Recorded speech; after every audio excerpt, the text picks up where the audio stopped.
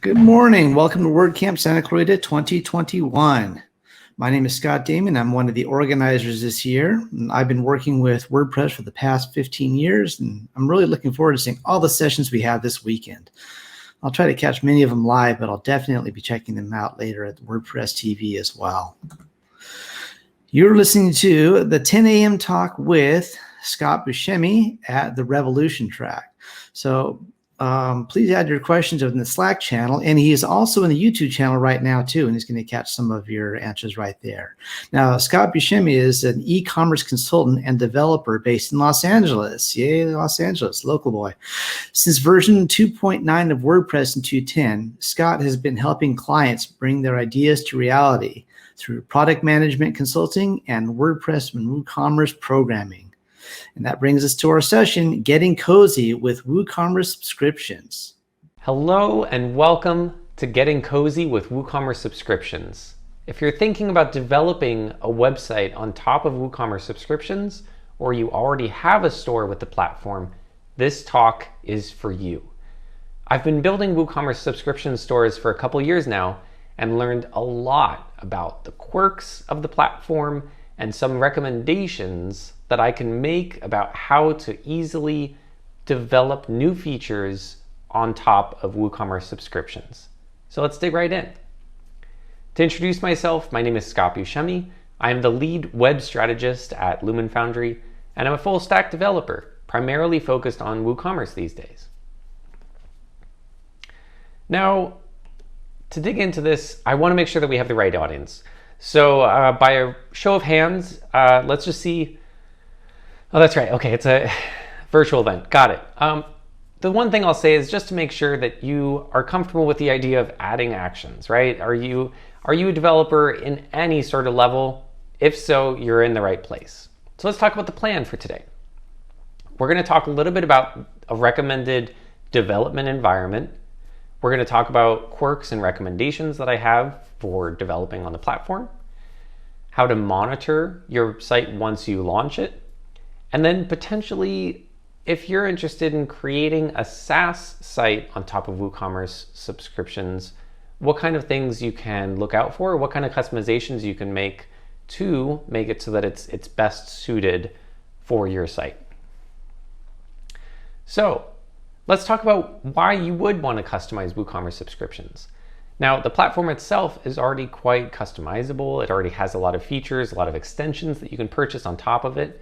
But what we're going to run through is some other concepts beyond that. So let's talk about integrating with third-party services.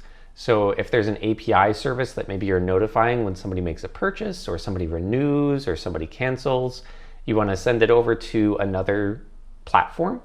We will talk a little bit about what that API integration looks like. We're going to be talking about customizing the purchasing and account access experience. And keep in mind, this is a lightning talk, so we're going to be running through these really quickly, and there's so much more that you can do, but I'll talk a little bit about that. We'll talk a little bit about acting more like a real SaaS application. And then, most importantly, how to build proactive monitoring tools for failure points. So knowing when renewals are failing or other activities on the site are not doing what you'd expect. Now, first, let's talk about my recommended development environment for your local environment. So personally, I use local from WP Engine and Flywheel, and I cannot stress enough that if you are building on top of WooCommerce Subscriptions, you have to use Xdebug. Xdebug allows you to create breakpoints. So what you can test is, for example, if you're running a payment renewal, you're able to stop processing PHP at a certain point in that renewal process and check where are all the variables? What does the database look like at this point? What are other calculations that I can be making at the moment? If you don't use Xdebug while developing WooCommerce Subscriptions, you're going to be at least 10 times slower than someone that's using Xdebug. It's not even a question for me. Xdebug makes it so that you're able to build out features for WooCommerce Subscriptions so much faster than error logging, var dumping, all the other ways that people kind of try to try to develop on top of WooCommerce subscriptions, but if this is Xdebug, to me is a must. The other thing I would recommend too is using this filter called WooCommerce Subscriptions is duplicate site to make sure that no live transactions happen in your local environment. There's such a slim chance that it would happen because WooCommerce should be able to tell that if you've copied the live database to local, WooCommerce should be able to tell that there's a new environment. But this makes sure that if you're testing things, if you're copying an environment in any way, that you're not going to be processing live transactions locally. Now let's dig into some recommendations. The first one that I would recommend is ensuring that you have auto retries configured, and then use this snippet from Prospress to make sure that after a certain number of retries that you cancel out the subscription. So what am I talking about here? When somebody's renewal for their subscription comes up, we want to charge their credit card, right? And that doesn't always work. Sometimes there's a credit card limit. Sometimes maybe the bank flagged it for fraud, but that was only a temporary situation. So we want to retry the card again. Now within the WooCommerce UI, you're able to configure additional retries. But if the retries still don't work, that subscription stays in this on hold status. It's not very helpful. It makes it so that if somebody wants to continue on, they have to dig through the settings to be able to renew the existing subscription rather than just start a new subscription. So with using this snippet here, you're able to say, after all of the retries have been attempted, let's just cancel that out, say that it's done. If they want to sign up for a new subscription, they can now do that. Now, the other piece that I would recommend too is using a tool called Metric. I'll talk a little bit more about that later, but with Metric, what you're able to do is send out a notification to the customers when their subscription payment fails. By default, WooCommerce does send an email, but it's just an invoice. It says, hey, don't forget, you need to pay this invoice, but it doesn't say that if they don't pay this invoice, their subscription is not going to continue on at all. It's not very clear, not very straightforward for customers. So by using Metric, you're able to create an automated email that goes out, and whenever the payment fails, now everyone will know what's going on, and you can be really explicit about the information and the instructions on how to take care of the renewal. Some additional recommendations. So I recommend that all virtual orders should be marked as completed automatically. Now, this is another snippet that I can share, and it's also available. You can actually Google this one, which is awesome. But by default, WooCommerce makes it so that subscriptions are marked as processing, right? And if you're a physical shop, if you need to package an order every single time somebody places an order on the site, or every single time that there's a renewal, this makes complete sense, because once you ship it out, then you mark it as completed. But for virtual sites, once the purchase has been made, that's it. So you'll want to make sure that you create the run the hook to make it so that every single time this happens, there's a completed order and that it's over. The other thing I would recommend is to use an external email service like SendGrid, Mandrill, or there's plenty of other options that are available to you as well. This makes it so that you can see if your emails are bouncing before they get to the customer. You're able to see if you're blacklisted. You're able to see so many other stats to know that the information you're sending out to customers is actually making it, right? And without this tool, you don't have any insights into the deliverability rates of your emails, and you don't know if customers are actually receiving and opening those emails. The last recommendation that I'll make here is to not use the default thank you receipts page. If you're a subscription site, you don't want it so that once somebody purchases, they feel like they're done. You want them to continue to engage with your site, especially if you're a SaaS application built on top of WooCommerce subscriptions. You want them to continue to be on the website and experience what they paid for. So the default thank you receipts page really just leaves them dry and says, here's your receipt, thanks for your payment, you're done. So by having a full experience once they've purchased, it feels more like they're part of a subscription site now. So when it comes to WooCommerce subscriptions, there are some very, very strange quirks that, again, if I didn't have Xdebug, I would have never been able to figure those out. The first quirk that I want to bring up is very specific. When the hook is being run that says somebody paid, if you want to be able to use that next payment date and send it to a third-party provider, let's just say another authentication service, or you want to send it over to a training platform to say somebody should have access to the training still. The next payment date is different depending on whether or not they did a manual payment, so if they paid it by themselves, or if the invoice was paid automatically. So this if-else statement that I wrote here took a long time to figure out because I had no idea that this was even a bug in the system, or I will say when I reached out to Automatic and they said it's not a bug, right? So this is one small snippet of code that if you are doing any sort of processing when it comes to the next payment date for WooCommerce subscriptions, you have to be able to use it. Some other things that I would recommend keeping in mind is that if you hook into anything related to a renewal, especially automatic renewals, that if any of your code creates a fatal error at any point, let's just say if you're not doing a try and catch or anything, like you're not doing any error catching for API calls and the API call sends back data that you're not expecting, fatal errors will most likely result in the payment not being processed. And that's not good, right? So we'll talk in a second about how to be able to catch those, but that's a really big thing to consider, is that any code that you're creating can start to affect the payment processing. The other part that I'll bring up too is that if you are deploying code during a renewal, there's a really good chance that that renewal will not be successful. It may be that the payment goes through, but then the date for that next payment does not get updated properly, or some other stage in that process gets interrupted. So if your site is able to have, if your site has periods of time between renewals, let's just say you even have a 15-minute period, a 1-hour period, make sure that you're deploying code in that period to be able to avoid any renewal interruptions.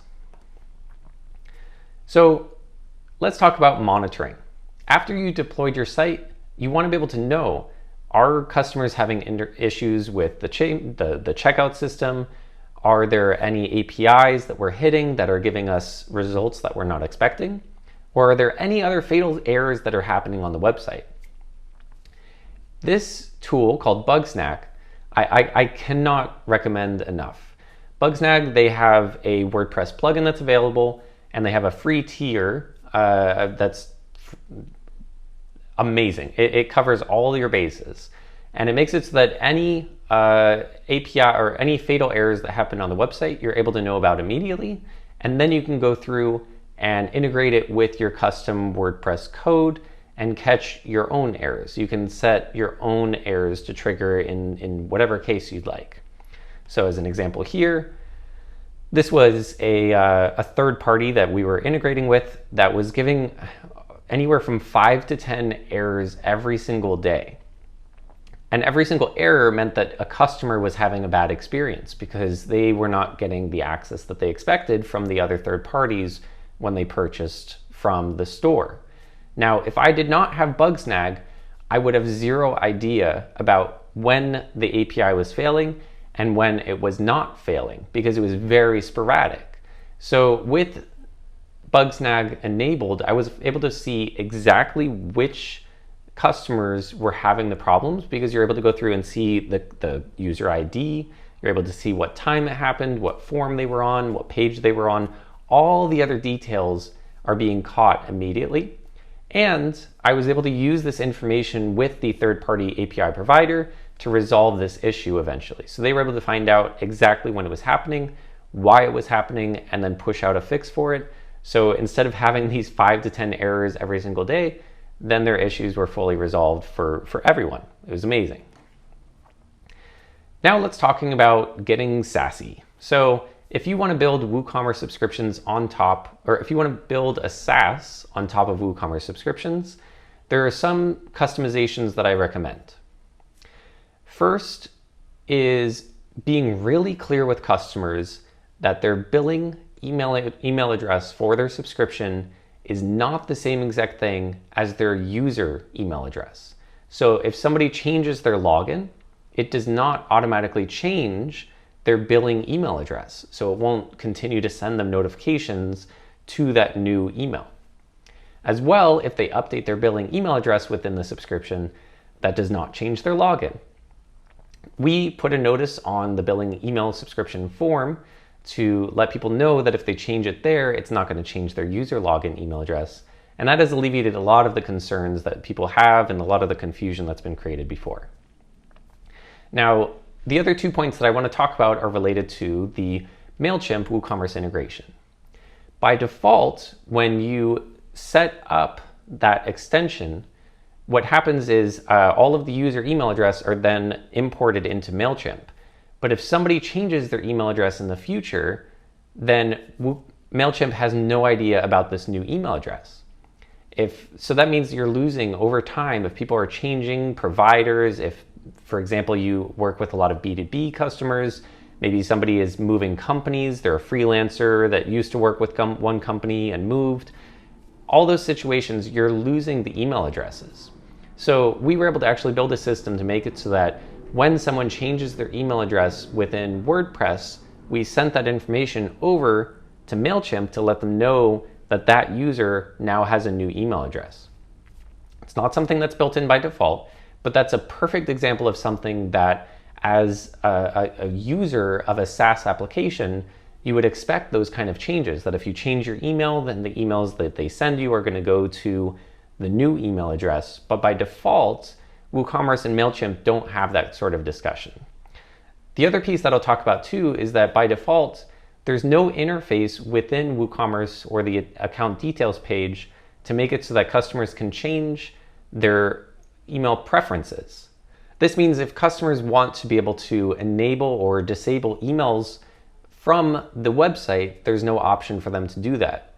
The only way that they would be able to do that is by waiting for the next email and disabling and unsubscribing from that email. Or if they want to enable it again, and if you may have a front-end interface for them to subscribe again, but otherwise, once they've unsubscribed, they're gone, that's it. So we built on the account details page buttons to make it so that you can either enable or disable email preferences or your subscription to the emails from that interface.